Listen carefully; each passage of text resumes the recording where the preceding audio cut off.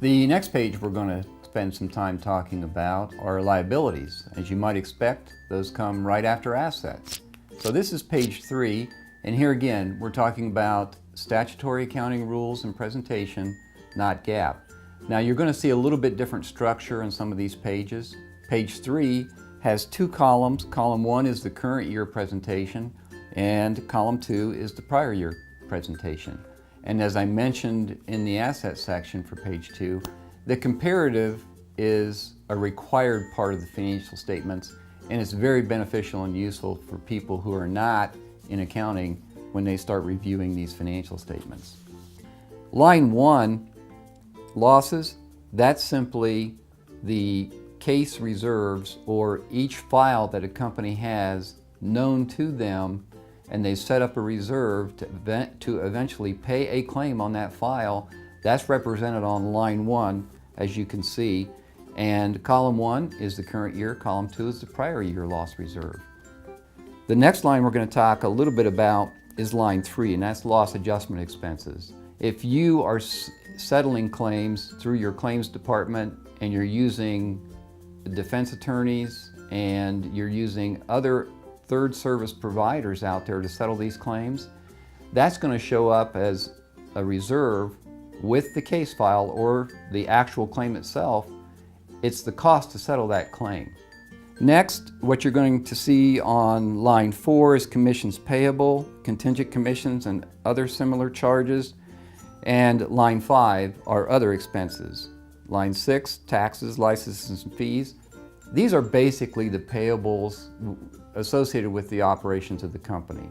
And so once you get your primary business taken care of, which are settling claims and losses, and the ability to adjust and pay those claims, now you're talking about the payables associated with, we've got to pay commissions on the business that we're producing, we've got other underwriting expenses, we may have payables associated with those, and then of course any liability associated with taxes, whether it's federal, state, local, whatever the case may be.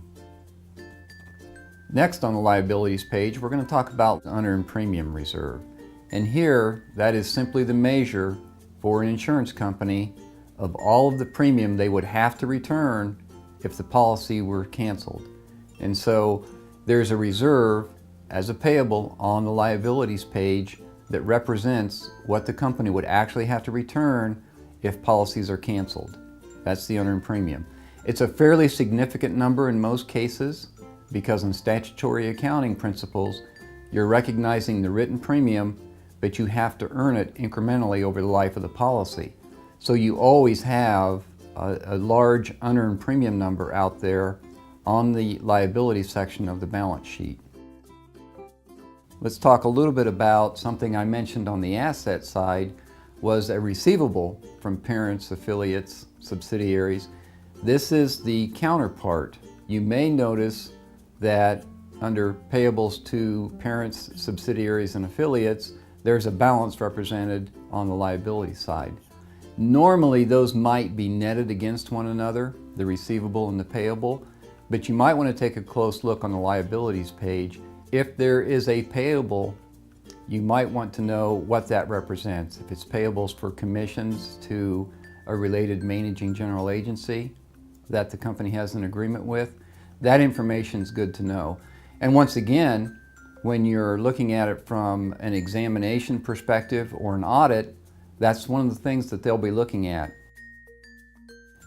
Line 35 of the liabilities section, page 3, shows you the unassigned surplus, and that is simply the retained earnings or the cumulative impact of the company's operations, whether they've been profitable or unprofitable, since they started doing business.